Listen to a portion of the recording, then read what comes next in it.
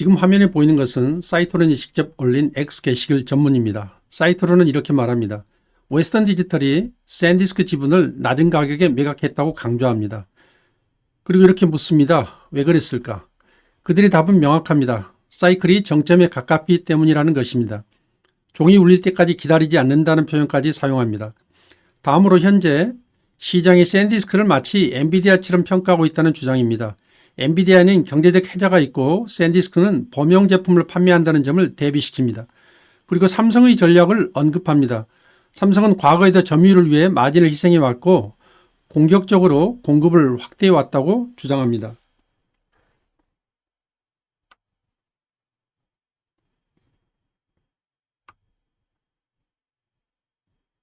자, 이 페이지는 사이트론의 핵심 주장만 정리한 슬라이드입니다. 사이트론 리서치는 샌디스크에 대해 공매도 포지션을 공개했습니다. 단순히 비싸다는 차원이 아니라 사이클 정점 논리를 전면에 내세운 공매도입니다. 이들이 제시한 메시지는 네 가지입니다. 웨스턴 디지털이 샌디스크 지분 일부를 직전 종가 $604 대비 약 7.7% 할인된 $545에 처분했다는 점을 강조합니다. 사이트론의 해석은 단순합니다. 오랜 투자자가 매도한다. 사이클의 정점이 가까웠기 때문이다. 즉 내부자 행동을 고점 신호로 연결시킵니다. 두 번째는 산업 논리입니다. 메모리는 본질적으로 사이클 산업이며 사이클은 반드시 정점을 찍고 내려온다는 주장입니다. 2008년, 2012년, 2018년을 암시하며 이번에도 예외가 아니다라는 프레임을 깝니다. 이 논리는 투자자 심리를 자극합니다. 과거 기억을 끌어오기 때문입니다. 다음으로는 밸류에이션 프레임입니다. 사이트로는 말합니다. 엔비디아에는 혜자 즉 가격 경쟁이나 신규 진입을 막아주는 방어막이 있다. 하지만 샌디스크의 제품은 범용 상품이다. 이 비교의 의도는 명확합니다. 현재 주가가 성장주처럼 평가받고 있지만 사업 구조는 그렇지 않다는 주장입니다. 이제 마지막은 경쟁 구도입니다. 삼성이 더 저렴하고 새로운 기술을 앞세워 샌디스크의 핵심 고객을 직접 공략할 것이라는 주장입니다. 삼성은 과거에도 시장 점유율을 위해 마진을 희생한 전례가 있습니다. 즉 현재의 고마진은 지속 가능하지 않다는 메시지입니다.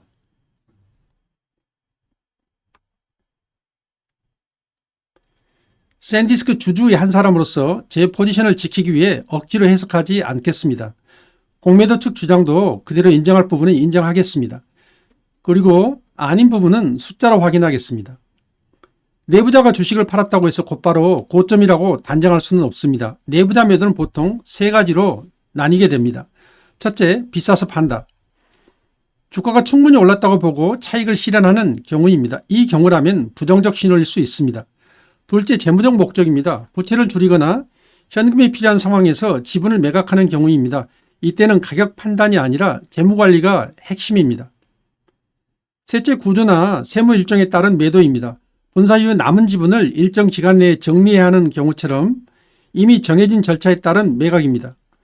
겉으로는 내부자 매도처럼 보이지만 실제로는 예정된 처리인 것입니다. 따라서 중요한 것은 팔았다는 사실이 아니라 왜 팔았는가입니다. 이번 매도가 세 가지 중 어떤 유형인지에 따라 해석은 완전히 달라집니다. 먼저 사실관계부터 보겠습니다. 웨스턴 디지털은 2026년 2월 18일 직전 거래일 종가 $604 대비 7.7% 할인된 $405에 샌디스크 지분 일부를 처분했습니다.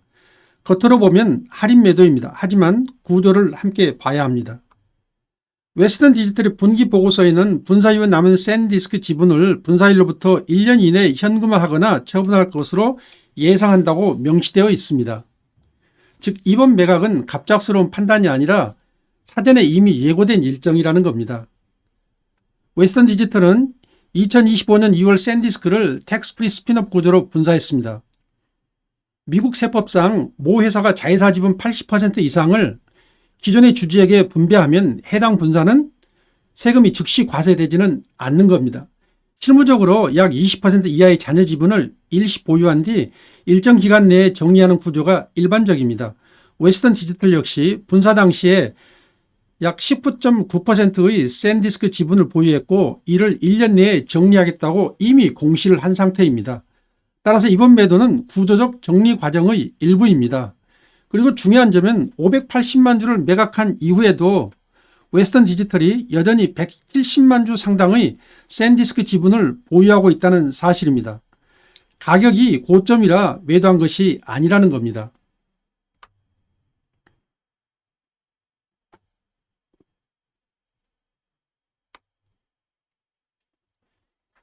이번 거래의 본질이 무엇인지를 보겠습니다. 웨스턴 디지털은 샌디스크의 주식 582만 1135주를 웨스턴 디지털이 특정 채무와 교환할 계획이라고 이미 밝혔습니다. 이것은 단순한 주식 매각이 아니라 부채와의 교환 거래입니다. 구체적으로 보면 2022년 1월 7일에 체결된 기존 채무와 2026년 2월 5일 체결된 신규 채무의 채권자인 JP모건과 뱅크 오브 아메리카 시큐리티 계열이 보유한 자사의 부채와 교환하는 구조입니다. 즉, 이 거래의 목적은 재무구조의 조정입니다. 현금을 확보해 시장을 떠나는 것이 아니라 보유 주식을 활용해 차입 부담을 줄이는 디레버리징입니다. 따라서 이 매도를 단순히 고점 신호로 해석하기보다는 부채의 관리 목적 거래로 보는 것이 사실관계에 더 가깝습니다.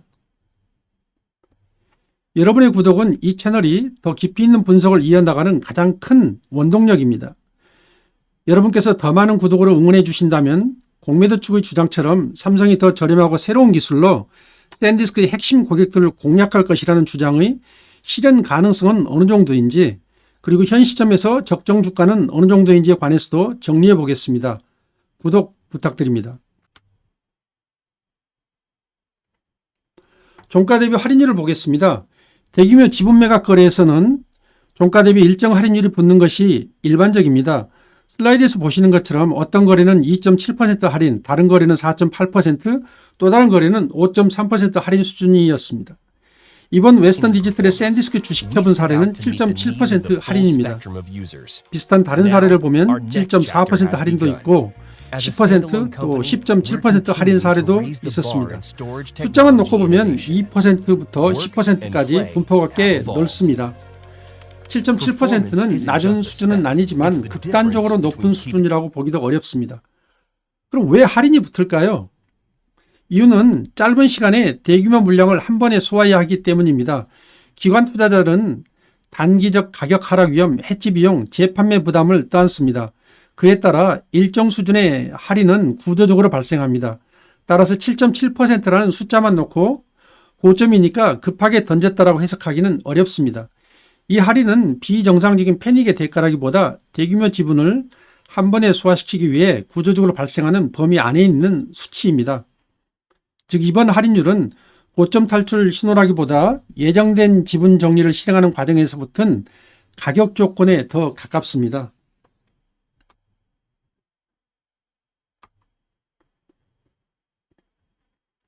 이제 애널리스트의 의견을 보겠습니다. 23명의 애널리스트 중 매수 의견이 74%, 보유가 26%, 매도는 0%입니다. 시장의 컨센서스는 전반적으로 긍정적인 쪽에 기울어 있습니다.